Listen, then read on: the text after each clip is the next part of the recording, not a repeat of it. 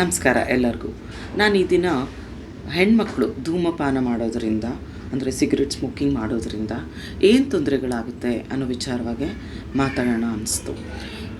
ಹೆಣ್ಮಕ್ಳು ಧೂಮಪಾನ ಮಾಡೋದು ಇತ್ತೀಚೆಗೆ ಹೆಚ್ಚಾಗಿ ಕಾಣ್ಬರ್ತಾ ಇದೆ. ಎಸ್ಪೆಷಲಿ ಈ ಥರ ಬೆಂಗಳೂರು ಅಂಥ ದೊಡ್ಡ ದೊಡ್ಡ ನಗರಗಳಲ್ಲಿ ಜಾಸ್ತಿ ಕಾಣ್ಬರ್ತಾ ಇದೆ. ಇವನ್ ನಾವು ಚಿಕ್ಕ ಚಿಕ್ಕ ಹಳ್ಳಿ ಪ್ರದೇಶಗಳಿಗೆ ಹೋದರೂ ಡೈರೆಕ್ಟಾಗಿ ಧೂಮಪಾನ ಮಾಡಿಲ್ಲ ಅಂದರೂ ಕೂಡ ಅವರು ತಂಬಾಕು ಸೇವನೆ ಬೇರೆ ರೀತಿಯಲ್ಲಿ ಮಾಡ್ತಾರೆ. ಲೈಕ್ ಚೈನಿ, ಗುಟ್ಕಾ, ಪಾನ್ ಆ ಥರ ಬೇರೆ ವಿಧಾನವಾಗಿ ಅವರು ತಂಬಾಕನ್ನ ಸೇವಿಸ್ತಾರೆ. ಇದರಿಂದ ಅವ್ರಿಗೆ ಬಂಜೆತನ ಬರಬಹುದು. ಆಮೇಲೆ ಅಕಸ್ಮಾತ್ ಪ್ರೆಗ್ನೆನ್ಸಿ ಆದಾಗೂ ಕೂಡ ಅಂದರೆ ಬಸರಿಲೂ ಕೂಡ ಗರ್ಭಪಾತ ಆಗೋದು, ಪ್ರೆಗ್ನೆನ್ಸಿ ಟ್ಯೂಬಲ್ ಆಗೋದು, ಬ್ಲೀಡಿಂಗ್ ಪ್ರಾಬ್ಲಮ್ಸು ಮತ್ತು ಬಸರಿ ಆಗಲಿಕ್ಕೆ ಟೈಮ್ ತೊಗೊಳ್ಳೋದು ಕೂಡ ಜಾಸ್ತಿ ಹಿಡಿಸ್ಬೋದು. ಟ್ರೀಟ್ಮೆಂಟ್ ಬೇಕಾಗಬಹುದು. ಯಾಕೆಂದರೆ ಅದು ಅಂಡಾಣುವಿನ ಮೇಲೆ ಪರಿಣಾಮ ಬೀಳುತ್ತೆ, ಭ್ರೂಣದ ಫಾರ್ಮೇಷನ್ ಮೇಲೂ ಪರಿಣಾಮ ಬೀರುತ್ತೆ, ಹಾರ್ಮೋನ್ ಪ್ರಾಬ್ಲಮ್ಸ್ ಕೂಡ ಆಗಬಹುದು.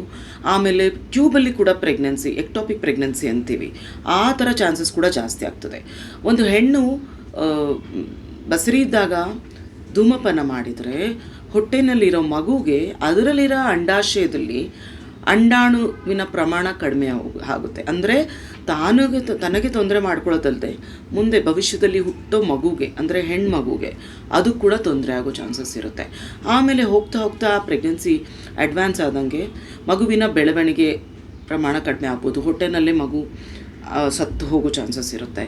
ಆಮೇಲೆ ಬ್ಲೀಡಿಂಗ್ ಪ್ರಾಬ್ಲಮ್ಮು, ಮುಂಚೆನೇ ಪ್ಲಾಸೆಂಟಾ ಸಪ್ರೇಟ್ ಆಗಿಬಿಟ್ಟು ಬ್ಲೀಡಿಂಗ್ ಆಗೋ ಚಾನ್ಸಸ್ಸು, ಆಮೇಲೆ ಗ್ರೋತ್ ಪ್ರಾಬ್ಲಮ್ಸು, ಈ ಥರ ಪ್ರಾಬ್ಲಮ್ಸ್ ಕೂಡ ಜಾಸ್ತಿ ಇರುತ್ತೆ. ಇಲ್ಲಿಗೆ ಪ್ರಾಬ್ಲಮ್ ಮುಗಿಯೋದಿಲ್ಲ.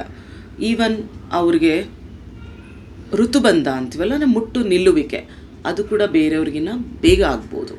ಅಂದರೆ ಅವ್ರಿಗೆ ಓವರಾಲ್ ಡ್ಯೂರೇಷನ್ ಟು ಕನ್ಸೀವ್ ಮಕ್ಕಳಾಗಲಿಕ್ಕೆ ಅವ್ರಿಗೆ ಸಿಗೋ ಟೈಮ್ ಕಡಿಮೆ. ಯಾಕಂದರೆ ಮೆನೋಪಾಸ್ ಬೇಗ ಆದಾಗ, ಋತುಬಂಧ ಬೇಗ ಆದಾಗ ಅವ್ರಿಗೆ ಬೇರೆಯವರಷ್ಟು ಟೈಮ್ ಸಿಗೋದಿಲ್ಲ ಬಸರಿ ಆಗಲಿಕ್ಕೆ.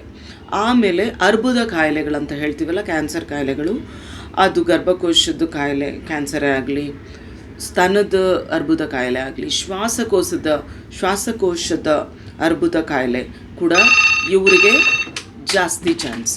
ಸೊ ಹಾಗಾಗಿ ನಾನು ಈ ದಿನ ಎಲ್ಲರಿಗೂ, ಯಾರ್ಯಾರು ಸ್ಮೋಕ್ ಮಾಡ್ತಿದ್ದೀರ ಹೆಣ್ಮಕ್ಳು, ಈಗಿನ ಕಾಲದಲ್ಲಿ ಅದೊಂಥರ cool factor, fashion factor.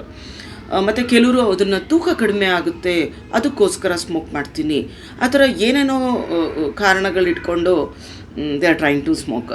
So ಇದೆಲ್ಲ ಡೆಫಿನೆಟ್ಲಿ ಮುಂದಿನ ಪೀಳಿಗೆಗೆ ಒಳ್ಳೆಯದಲ್ಲ.